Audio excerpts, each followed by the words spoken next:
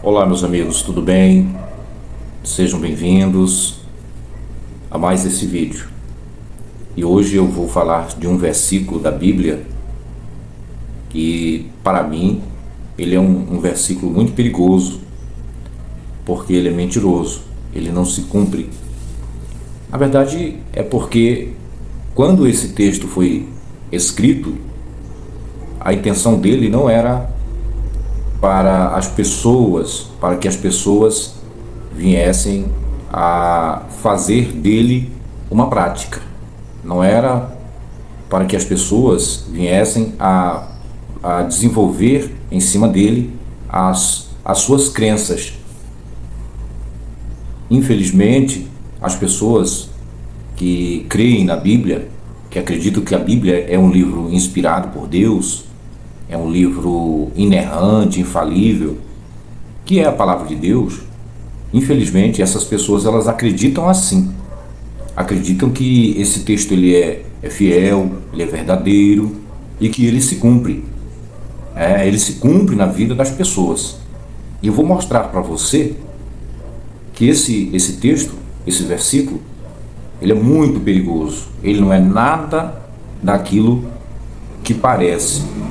Infelizmente, muita gente quando chega na igreja pela primeira vez, assim que tem o seu primeiro contato com a religião, e chega na igreja e toma sua decisão e passa a aceitar a Jesus como seu Salvador, com certeza vai logo se apoiando nesse texto, vai logo fazendo desse texto a sua estrutura de fé.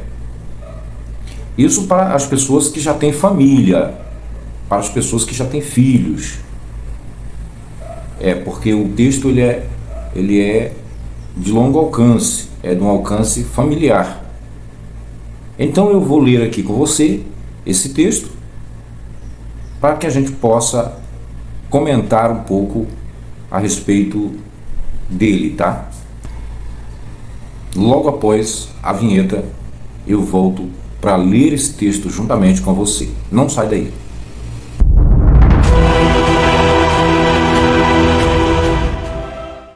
Muito bem. Já que você continuou aí, muito obrigado.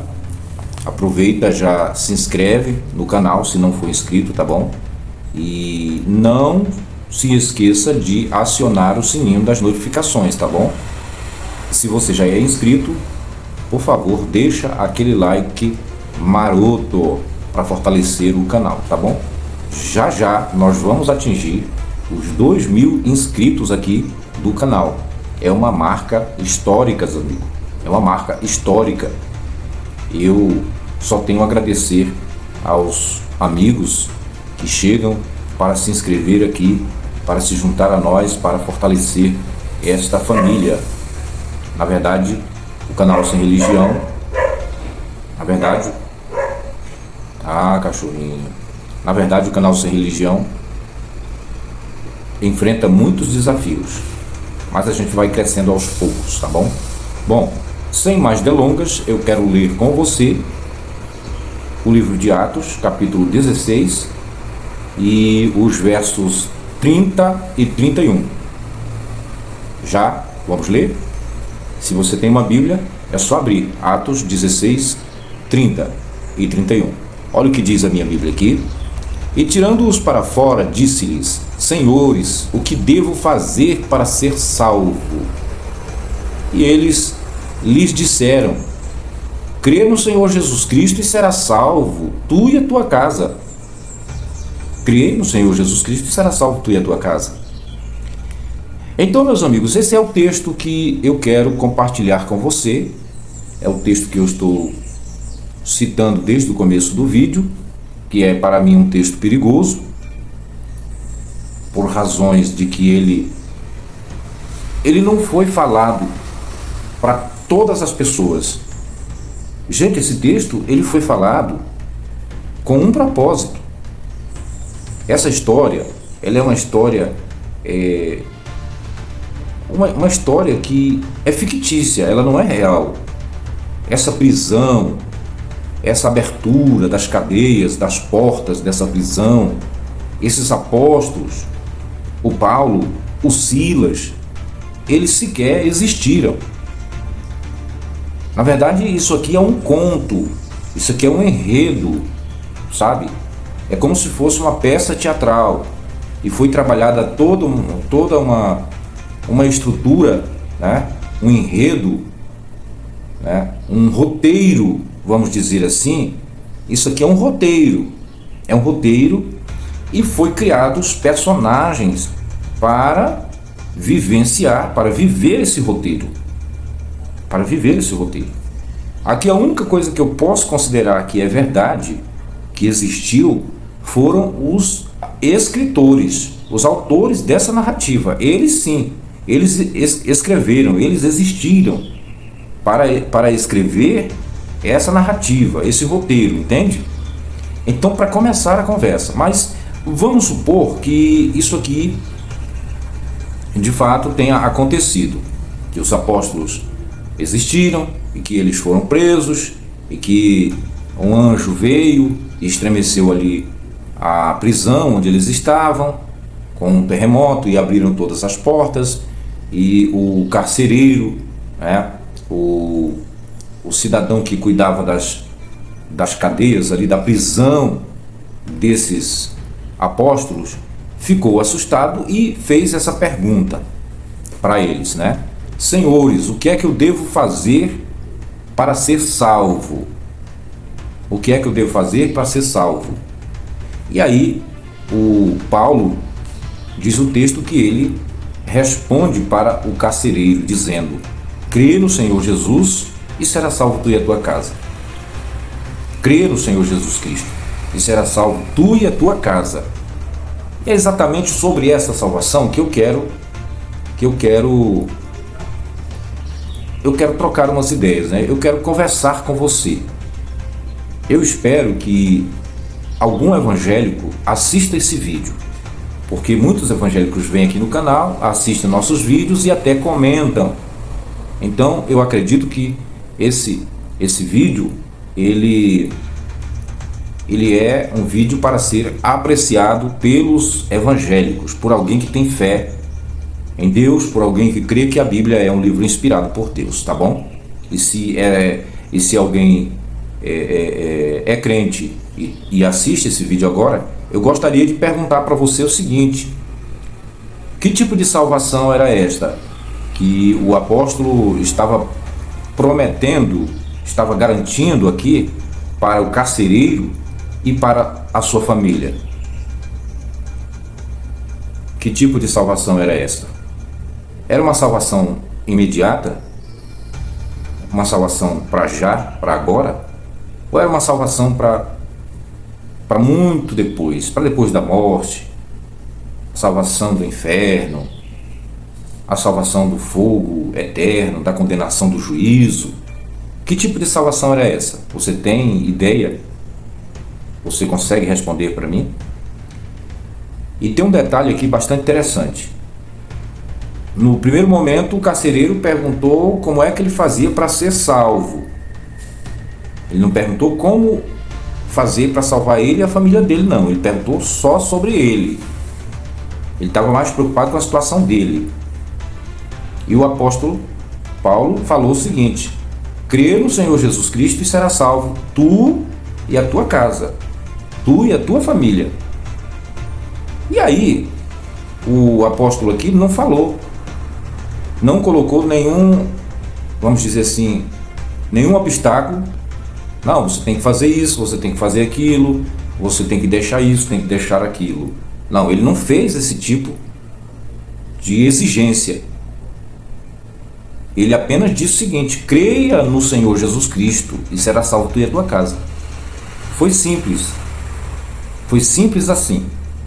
E essa pergunta, gente, ela representa a ansiedade de muita gente. Muita gente tem essa mesma ansiedade, essa mesma pergunta. Eles, quando vão à igreja pela primeira vez, eles buscam essa resposta. Eles querem saber o que fazer para ser salvo. Agora eu pergunto a você, essa salvação, ela de fato, ela é abrangente, ela alcança a família da pessoa? Essa salvação, ela ela alcança a família da pessoa, assim, sem mais nem menos, só pela atitude da pessoa, do pai de família, do chefe da família, ele tomar uma atitude de aceitar Jesus, ele já recebe como bônus a salvação da família. É um combo, essa salvação ela é um combo, incluindo toda a família da pessoa. Vamos dizer, eu tenho 4 filhos, tenho a minha esposa e mais 4 filhos, comigo 6, são 6 pessoas, 6 pessoas na minha família. E aí eu tomo uma decisão de aceitar a Jesus. As outras 5 pessoas, elas vêm nesse combo de salvação? Ou não? Ou elas vão ter que fazer alguma coisa por elas mesmas para serem salvas? Porque aqui o texto está bem claro, bem explícito. Ele não inventa nada aqui. Ele não cria obstáculo, ele não cria exigências, ele não bota nada de regras aqui para essa salvação chegar na família. Não, a salvação aqui ela é um combo. A salvação aqui, meus amigos, nesse texto, ela é aqui um bônus, vamos dizer. Se eu aceito a Jesus, eu tenho direito, segundo esse texto, eu tenho direito de ter como bônus a salvação de toda a minha família. E também tem até um detalhe aqui que é meio curioso, porque quem é que está na minha família? Quem é? Quem são os participantes da minha família? Se eu tiver uma pessoa que mora na minha casa, que seja um parente meu, um tio, uma tia, qualquer pessoa que esteja lá comigo na minha casa, ela pode ser contada como minha família? E a minha mãe, meu pai, meu avô, minha avó? Esse texto ele não explica essas coisas, esses detalhes. Mas suponhamos que seja apenas os filhos e a esposa da pessoa, né? Então eu quero pensar assim, que esta salvação ela seja uma promessa que alcance aos meus filhos, a minha esposa, as pessoas da minha casa. Será que realmente, quando a pessoa aceita Jesus, os seus filhos também herdam essa salvação? Ou não, eles têm que fazer alguma coisa para ser salvos? Ou a salvação individual? Coloca aí nos comentários do vídeo o que você tem para me dizer sobre esse texto. Lembrando que esse texto é um texto perigoso, é um texto enganoso, ele ilude as pessoas. E ele, quando foi escrito, não foi escrito para crente nenhum dessa geração. Ele foi escrito, essas palavras foram faladas para aquele cidadão, não é regra geral. Eu vou contar uma história agora para você de um pastor, para você ver como esse texto é mentiroso, como esse texto não se cumpre na prática. Eu vou contar essa história. Esse pastor, amigo, ele foi meu primeiro pastor quando eu cheguei aqui em Manaus, quando eu tive o meu primeiro contato com a igreja, quando eu aceitei a Jesus, quando eu ouvi esse texto de Atos 16:31, quando eu passei a acreditar nesse texto. Então eu fui congregar na igreja desse pastor. Um cidadão muito gente boa, generoso, amigo, conselheiro. Ele era realmente um líder exemplar. Ele ajudava muitas pessoas lá no bairro e ele tinha realmente um status de político praticamente, tá? Ele era um homem realmente fantástico. E ele tinha sua esposa e tinha 2 filhos. E quando eu cheguei na igreja, quando eu me converti ali nos primeiros meses, eu fiquei já conhecendo os filhinhos dele. Ele tinha um, mais ou menos, que tinha 10 anos e o outro tinha 12 anos. Eram 2 filhos homens, ele só tinha esses 2 filhos homens. E muito tempo se passou até que esses meninos cresceram, eles se tornaram adultos. E a igreja se dissolveu, todo mundo se espalhou, ele saiu do ministério e muitas coisas aconteceram. E esses meninos nunca mesmo se converteram a Jesus. Eles nunca vestiram um paletó, uma gravata, eles nunca foram pastores, eles nunca foram crentes, entende? Eu ouvi muitas profecias relacionadas, direcionadas ao pastor, profecias estas que falavam, os crentes profetizando sobre o futuro dos filhos desse pastor amigo nosso, esse pastor que eu estou contando a história, e que eles iam ser o orgulho da família, que eles iam viajar o mundo inteiro, que eles iam ganhar muitas almas para o reino de Deus, que eles eram bênção do Senhor, eles eram tesouro, e muitas coisas, muitas coisas. O pastor realmente chorava, ficava assim realmente muito impactado, muito emocionado com as tais profecias. E aí, meus amigos, aconteceram dois fatos na vida do pastor que abalou totalmente. O primeiro é que esse pastor sofreu um AVC que lhe deixou com sérias dificuldades na sua fala. Ele teve muitos problemas, nunca mais ele foi o mesmo. E ele não era velho. Ele não era velho, não era um homem de 70, 80 anos para sofrer esse AVC, não, tá? Ele ainda era muito novo, tinha muita saúde, mas veio a sofrer esse AVC. Talvez ele tinha 50 anos, 50 e alguma coisa, não muito além disso. E ele sofreu esse AVC,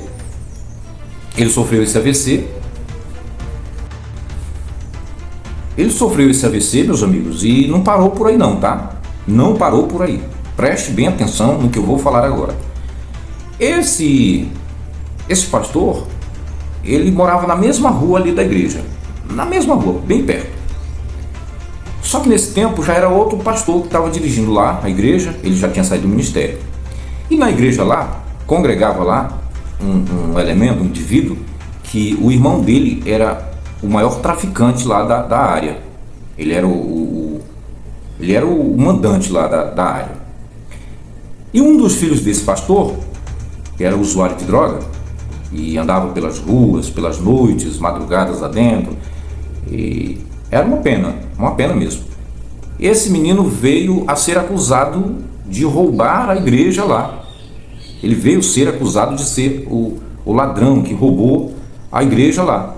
E aí o pastor lá da igreja disse o seguinte: e agora, o que a gente vai fazer?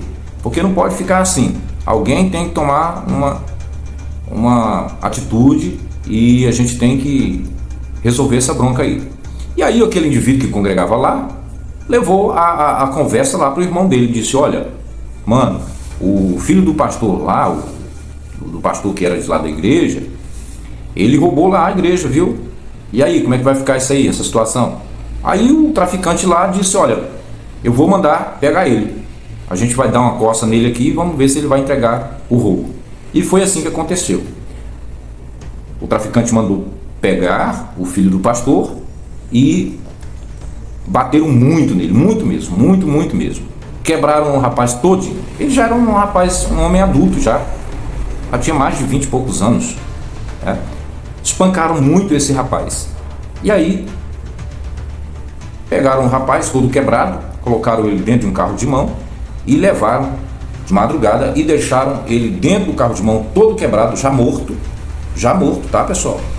Bem na frente da casa do pai, bem na frente da casa do pastor, que era pai do menino. Você viu aí que situação? As promessas não se cumpriram. Esse texto de Atos 16:31 não se cumpriu. Esse pastor, um homem gente boa demais, de muita fé, de muita oração, um homem muito dedicado na religião, na fé, no evangelho, na pregação da Bíblia, da palavra. E por que esse texto não se cumpriu? Se a Bíblia é a palavra de Deus, é inspirada, por quê? Não está dizendo que a salvação alcança a pessoa e toda a sua família? E por que os filhos do pastor não se converteram? Por que aconteceu isso? E quando o pastor abre a porta pela manhã, alguém batendo na porta dele lá, ele vai abrir a porta com toda a dificuldade para caminhar, para falar, e a primeira cena que ele vê é aquele tumulto de gente na porta dele, ao redor daquele carrinho de mão, e quando ele abre a porta que ele vê, é o filho dele, morto, todo quebrado, todo despedaçado, dentro do carro de mão. Você já viu uma coisa dessa? Que coisa terrível, gente. É assim, parece uma coisa de filme, né? Parece um filme. pois foi assim que aconteceu. Infelizmente, esse pastor não pôde ver essa promessa se cumprir. Não pôde ver. E o outro filho dele, se ainda estiver vivo, faz muito tempo que eu não sei mais notícia dessa família, com certeza ainda não se converteu, porque ele era muito duro de coração. Ele não aceitava a fé do seu pai e da sua mãe. Então, meus amigos, e esse pastor não é a exceção. Ele não é a exceção. Ah, mas só foi ele, porque... Não é a exceção, não, senhor. Não, senhora.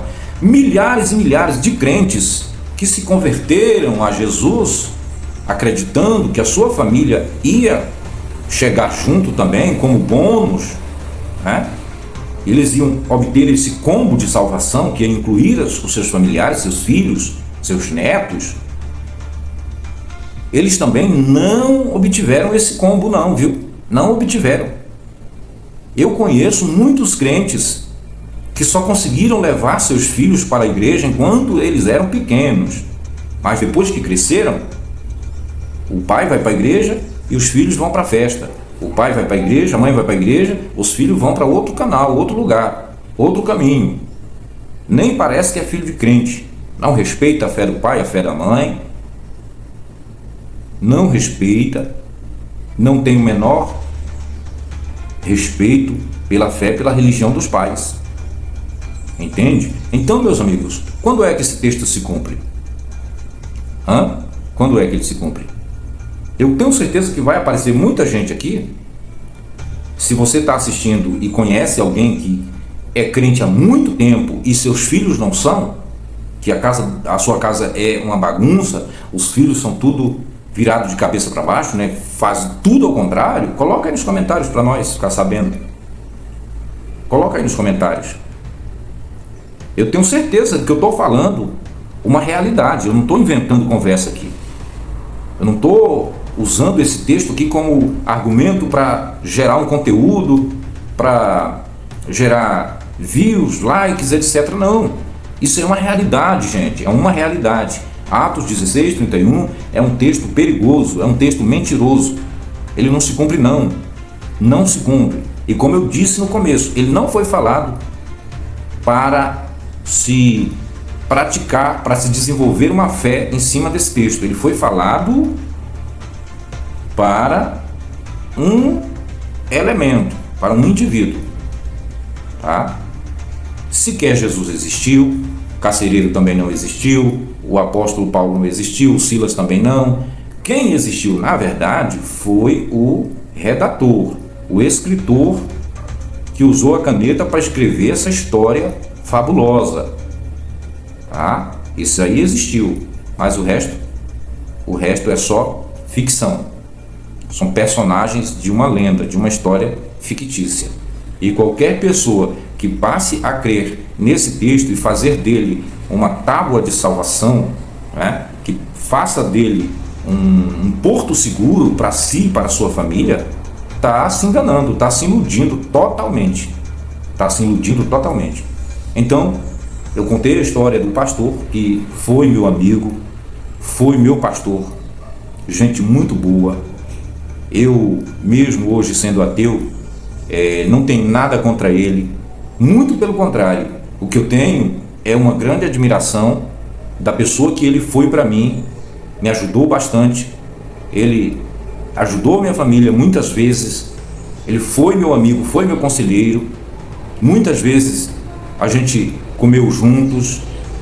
Então, eu fico destroçado em saber do que aconteceu com ele, do que aconteceu com o filho dele, e infelizmente de saber que a Bíblia não tem